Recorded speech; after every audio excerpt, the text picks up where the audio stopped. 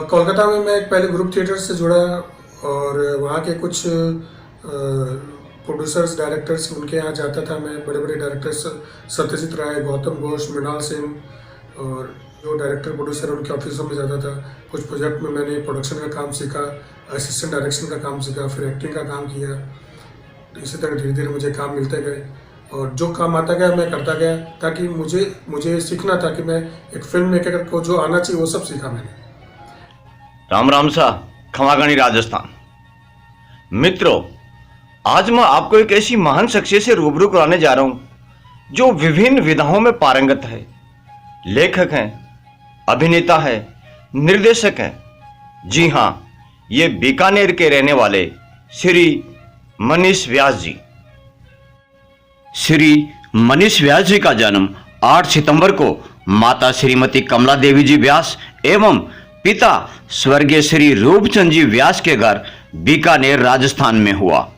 श्री मनीष व्यास जी पिछले 33 सालों से एक लेखक, अभिनेता, कथा, पटकथा, संवाद लेखन, गीत लेखन, अनुवाद लेखन, सहयोगी निर्देशक, सह निर्देशक, रचनात्मक निर्देशक, भूमिका आवंटन निर्देशक और अब मुख्य निर्देशक तथा निर्माण प्रबंधक के तौर पर फीचर फिल्मों बंगाली, भोजपुरी, हिंदी और डीडी नेशनल दूरदर्शन के लिए हिंदी टीवी सीरियल्स, टेलीफिल्म, विज्ञापन फिल्म, कारपोरेट फिल्म, डॉक्यूमेंट्री फिल्मों एवं लघु फिल्मों के साथ साथ रंगमंच, मंच नाटकों और नुक्कड़ नाटकों से भी जुड़े रहे हैं। श्री मनीष व्यास जी की कला संस्कृति के सेक्टर में गतिविधियां, अभिनय, लेखन, कहानी, पटकथा, संवाद, गीत, कविता, गजल, शायरी, लेख, नाटक, अनुवाद, निर्देशन, निर्माण प्रबंधन, कला निर्देशन, नृत्य निर्देशन, संयोजन, मार्केटिंग, मेकअप, कोऑर्डिनेशन, लाइटिंग आदि गतिविधियां फिल्मों, टीवी सीरियल्स, टेलीफिल्म, लघु फिल्म, विज्ञापन film, corporate film, documentary film, ramp show तथा रंगमंच, नाटक, नुक्कड़ नाटक सहित हर तरह की कला और सांस्कृतिक गतिविधियों में संलग्न रहे हैं और आज भी सक्रिय हैं। श्री मनीष व्यास जी ने कई नामी ग्रामी निर्देशकों के साथ भी काम किया है, जिनमें सत्यजीत राय जी, गौतम घोष जी, मृणाल सेन जी आदि प्रमुख हैं। श्री मनीष व्यास जी कलकत्ता में एक ग्रुप थिएटर से जुड़कर फिल्मों तक पहुंचे। फिल्मों में विभिन्न विधाओं में महारत हासिल करते हुए श्री मनीष व्यास जी एक लंबी दूरी तय कर यहां तक पहुंचे हैं। श्री मनीष व्यास जी की जन्मभूमि राजस्थान है और कर्मभूमि मुंबई और कलकत्ता रही है। तो आइए अब रूबरू होते हैं लेखक, अभिनेता एवं निर्देशक श्री मनीष व्यास जी से। मनीष व्यास जी, राम राम सा। राम राम सा घड़ी खम्मा जी। मनीष व्यास जी, आप हमारे स्टूडियो ये हैं सितारे राजस्थान के में पधारे। आपका बहुत बहुत स्वागत है, अभिनंदन है, वंदन है। आप हमारे दर्शकों को अपना परिचय बताइए सर। मनीष व्यास, अभिनेता, लेखक, निर्देशक, बीकानेर में रहता हूँ पिछले 4 साल से। उसके पहले कलकत्ता रहता था।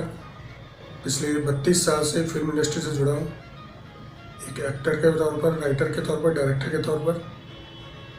फिल्म विधा से रिलेटेड जितने भी कार्य थे सारे किए मैंने, सीखा है मैंने। मनीष व्यास जी, आप इस फिल्म जगत में कैसे आए, कैसे आपकी रुचि हुई और कैसे आपने काम सीखा? आज से 32 साल पहले मैं इस फील्ड में आया और काफ़ी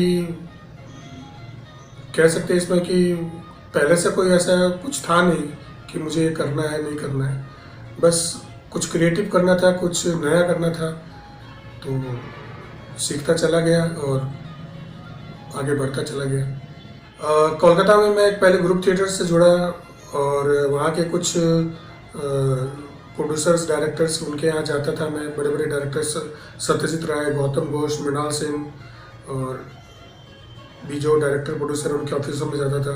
कुछ प्रोजेक्ट में मैंने प्रोडक्शन का काम सीखा, असिस्टेंट डायरेक्शन का काम सीखा, फिर एक्टिंग का काम किया। तो इसी तरह धीरे धीरे मुझे काम मिलते गए और जो काम आता गया मैं करता गया, ताकि मुझे सीखना था कि मैं एक फिल्म मेकर को जो आना चाहिए वो सब सीखा मैंने। तो बैकग्राउंड हो चाहे सामने का फील्ड हो, एडवर्टाइजिंग से जुड़ा रहा मैं, एडवर्टाइजिंग फील्ड से, उसमें प्रोडक्शन, डायरेक्शन, एवरीथिंग सब काम सीखा है। थिएटर ग्रुप से जुड़ा रहा, थिएटर में भी मैंने सारे काम किए, बैकग्राउंड सारा काम किया, एक्टिंग भी किया, डायरेक्शन का भी किया, तीनों फील्ड में मैंने सारे काम किए। मनीष व्यास जी, आप कोई भी फिल्म बनाने से पहले या कोई रोल अदा करने से पहले किस किस तरह की तैयारी करते हैं? सबसे पहले तो मैं स्क्रिप्ट का चुनाव करता हूँ जो लोगों को पसंद आए और कुछ मैसेज दे। उसके बाद उस स्क्रिप्ट के आधार पर कलाकारों का चयन करता हूँ। उसके बाद में अपनी टीम का चयन करता हूँ और जो कि अपने अपने काम में महारत हासिल हो, जिन्हें और जो काम जानते हो। और अभी चूँकि सारा चेंज हो चुका है तो मार्केटिंग भी पहले से कर लेता हूँ, हर चीज़ पर पैनी निगाह रखता हूँ और प्री प्रोडक्शन में जितने भी काम होते हैं शूटिंग के पहले वो सारे कर लेता हूँ और एक एक छोटी से छोटी चीज़ पर ध्यान देता हूँ। कोशिश करता हूँ कि कुछ चीज़ छूट ना जाए, चाहे वो प्रोडक्शन से रिलेटेड हो, चाहे वो डायरेक्शन से रिलेटेड हो, चाहे वो आर्टिस्टों से रिलेटेड हो, एवरीथिंग। और हर टेक्नीशियंस को उतना ही महत्व देता हूँ जितना मैं खुद अपने आप को देता हूँ। मेरे लिए मैं समझता हूँ टेक्नीशियन, हर एक टेक्नीशियन बहुत ही महत्वपूर्ण है, जितना मैं महत्वपूर्ण हूँ या कोई और महत्वपूर्ण है। और वो तैयारी एक पूरी हो जाने के बाद ही मैं फिर फील्ड में उतरता हूँ। मेरे नज़र में एक अच्छा प्रोजेक्ट तभी बन सकता है अगर हम उसके हर पहलू पर ध्यान दें और हर उसके छोटे बड़े जो कार्य हैं फिल्म से मेकिंग से रिलेटेड, उस पर विशेष ध्यान देकर उस पर हम अपना द बेस्ट दें और टेक्निकली फिल्म स्ट्रांग बने, कंटेंट पर स्ट्रांग बने। लोगों को पसंद तो आए ही, पर लोगों को ये लगे कि हाँ उन्होंने एक अच्छी फिल्म देखी, क्रिटिक्स भी पसंद करें और मासेस भी उसको पसंद करें, तभी हम लोगों का सही तौर पर मनोरंजन कर सकते हैं। प्रोड्यूसर्स के जो पैसे जो उन्होंने जो लगाए हैं या फाइनेंसर्स ने जो लगाए हैं पैसे, वो वापस लौट कर आ सके। आमतौर पर अधिकतर लोगों को ये रहता है ना कि ये फिल्म अच्छी, हमें वो नहीं मिलता है, हमें सरकार का योगदान नहीं मिलता है या हमें हॉल नहीं मिलता है। ये अपनी जगह बात सही है, कई जगह पर ऐसी बातें हैं, मगर पहले हमें खुद को भी स्ट्रांग बनाना होगा। अगर हम खुद स्ट्रांग है ना तो उसके बाद हमें लड़ने में आसानी होगी। अगर हम दूसरों से लड़ने के बाद अगर हम खुद ही कमज़ोर हो तो हम अपनी लड़ाई कैसे लड़ पाएंगे? तो हमें ज़रूरी है कि हम खुद अपने आप को स्ट्रांग करें, उन्हें बताएं कि हम खुद स्ट्रांग है और हम अच्छा प्रोजेक्ट लेकर आएँ, तभी हम माल को बेच सकते हैं या दूसरे के सामने प्रस्तुत कर सकते हैं। और प्रोड्यूसर ने जो पैसा लगाए हैं वो वापस लाने की उम्मीद कर सकते हैं। यही कहना चाहूँगा कि हमें अच्छे से अच्छा और बेस्ट से बेस्ट प्रोजेक्ट बनाना चाहिए। मनीष व्यास जी, आपके जीवन की ऐसी कोई यादगार घटना जिसे आप कभी नहीं भुला पाएंगे? मेरे जीवन में ऐसे बहुत सी घटनाएं घटी हैं जिन्हें मैं कभी भूल नहीं पाता, मगर कुछ एक दो घटनाएं ऐसी जिन्हें मैं बताना चाहूँगा। सबसे पहली घटना है जो मेरी मुलाकात भूपेन हजारिका से हुई थी। बहुत बड़े गुणी और महान संगीतकार, डायरेक्टर, राइटर, कलाकार थे। वो मल्टी टैलेंटेड थे। तो उन्होंने मुझे, जब मेरी उनसे मुलाकात 10 मिनट की रही थी उनके असिस्टेंट के थ्रू, मगर उन्होंने मुझे 45 मिनट दिया और मुझे वो प्यार, वो स्नेह दिया। और उसके बाद हमारी ऐसी बॉन्डिंग हो गई कि वो जब भी कोलकाता आते थे आसाम से, मुझसे ज़रूर मिलते थे। और उनके साथ मैंने हमारे कुछ एल्बम के लिए मैंने उनके गाने किए थे। आसामीज़ और बांग्ला मिक्स थे वो, जो मेरा पहला अनुवाद था, बट अनफॉर्चुनेटली वो रिकॉर्ड नहीं हो पाया। बट उन्होंने बहुत पसंद किया था और मुझे बहुत वो सराहना की थी मेरे काम की। तो ये एक बहुत बड़ी मेरे लिए यादगार है। दूसरी यादगार मेरे लिए है गौतम घोष के साथ मेरी पहली मुलाकात।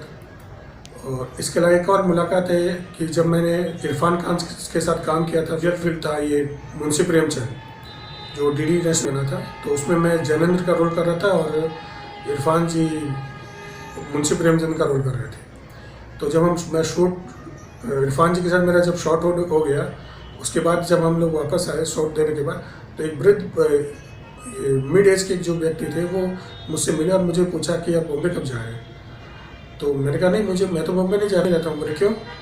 आपको देख कैसा नहीं लगा शॉट देखते हो कि आप कलकत्ता के आर्टिस्ट हैं? मुझे लगा बॉम्बे के आप आर्टिस्ट हो आप वो। तो मैंने कहा ऐसी बात तो नहीं, कलकत्ता बहुत अच्छे आर्टिस्ट है। बोले नहीं, आपने बहुत मजे हुए आर्टिस्ट की तरह काम किया, जबकि मैं बिल्कुल उस वक्त नया था। तो ये बात मेरे दिल को छू गई कि मैंने उनसे पूछा कि आप हैं कौन? तो उन्होंने बताया कि मैं ये सेंट जेवियर्स कॉलेज का हिंदी का प्रोफेसर हूँ और जब भी शूटिंग होती है, खासकर बॉम्बे वाले जब आते हैं तब मैं देखने आता हूँ। तो मैंने उनका धन्यवाद दिया और बताया कि नहीं, कलकत्ता में बहुत बड़े बड़े आर्टिस्ट हैं, मैं तो कुछ भी नहीं हूँ। बट दिल में मुझे मेरे लिए एक यादगार पल था कि उन्होंने मुझे अप्रिशिएट किया और मेरी कला को प्रोत्साहित किया। ये जो मेरे लिए यादगार पल था बहुत ही बेहतरीन। जैसा कि मैंने बताया कि मेरे कई यादगार पल ऐसे रहे, बड़े बड़े कलाकार आर्टिस्टों के साथ मैंने काम किया, जिसमें टॉम ऑल्टर साहब थे, जो हम लोग सीरियल बना रहे थे दूरदर्शन के लिए, दिल्ली जो एक शहर था और जिसके बाद मैंने नाम चेंज कर दिया था। वो उसमें मैं चीफ असिस्टेंट डायरेक्टर था, प्रोडक्शन भी संभाला मैंने, मोस्ट ऑफ सारे डिपार्टमेंट संभाल के रखा था। उस वक्त टॉम ऑल्टर साहब से मुलाकात हुई, मिलकर बड़ा अच्छा लगा। वो इतने गुणी थे, लग नहीं रहा था कि वो एक बहुत बड़े कलाकार हैं। और अंग्रेज़ होते हुए भी उन्हें हिंदी बहुत अच्छे से आती थी, उर्दू तो आती ही थी। मैंने हर भाषा पर उनका कमांड था और मेरे लिए कह सकता हूँ कि बड़ा ही यादगार पल था। उनको डायरेक्शन किया मैंने उनको, मैंने कई एक शूट किया था उस सीरियल में, तो मेरे लिए बहुत अच्छा ही पल था ये। मनीष व्यास जी, युवा पीढ़ी के लिए आपका कोई विशेष संदेश? देश की युवा पीढ़ी को मैं ये कहना चाहता हूँ कि वो गुमराह ना हो, गलत लोगों के बहकाव में ना आए। जैसा कि कुछ युवा बहक जाते हैं, गुमराह हो जाते हैं, कुछ लोग बंदूक पकड़ लेते हैं, कुछ लोग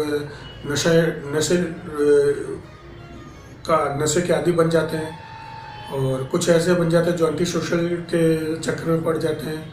कुछ बेरोजगारी के आलम में फंसकर अपने आप को निराश और आत्महत्या करने की कोशिश करते हैं। बट मेरा उनसे ये कहना है कि वो निराश ना हो और अपने पढ़ाई पर पूरा ध्यान दे, पढ़ाई पूरी करे, अपने एजुकेशन पर ध्यान दे और जिस फील्ड में वो जाना चाहे, जिस फील्ड में उनको महारत हासिल हो, उस पर वो अपना बेस्ट से बेस्ट दे और कोशिश करते रहे। क्योंकि अगर हमारा युवा मजबूत होगा तभी हमारा देश मजबूत होगा और समृद्ध होगा।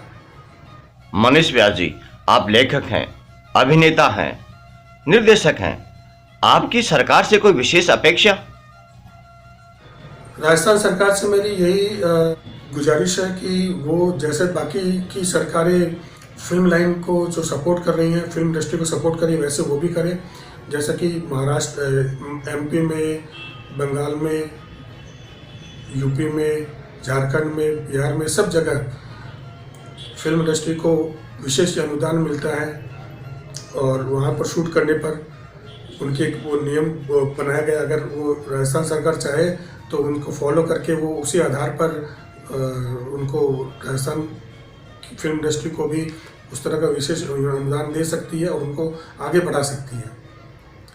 अगर राजस्थान सरकार अगर इस पर पहल करे और उस पर अपना संरक्षण दे तो राजस्थानी फिल्म पहले की तरह फिर से समृद्ध बन जाएगी। आज जैसे महाराष्ट्र की फिल्में हैं, मराठी फिल्में हैं, बंगाली फिल्में हैं, काफ़ी उन्नतशील दिशा की ओर अग्रसर है।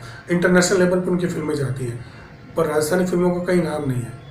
तो ये सब उदासीनता सरकार की तरफ से, अगर सरकार अपनी उदासीनता दूर कर दे और अपने ढुलमुल रवैये को छोड़ करके एक पॉजिटिव रिस्पांस दे और उनको सपोर्ट करे सही तरीके से, तो मैं समझता हूँ कि राजस्थानी फिल्में बहुत जल्दी ऊंचाई तक चली जाएंगी। और मैं ये भी मानता हूँ कि हमारे राजस्थानी फिल्मों में बहुत अच्छे गुणी डायरेक्टर प्रोड्यूसर भी हैं जो अच्छी फिल्म बनाना चाहते हैं और बनाते भी हैं। बस सरकार की उदासीनता या बहुत सारे लैक ऑफ पॉइंट्स हैं जिनकी वजह से वो आगे नहीं बढ़ पा रहे या उनके काम में रुकावटें आती हैं। बहुत सी फिल्मों को रिलीजिंग नहीं मिल पाती है, बहुत सी फिल्में क्या बोलते हैं कि अच्छे बजट की वजह से बन नहीं पाती हैं जिनके लिए बजट की ज़रूरत पड़ती है। तो अगर ये सरकार ध्यान दे तो आने वाले समय में मैं समझता हूँ कि ये एक अच्छा पॉजिटिव रिजल्ट निकल सकता है।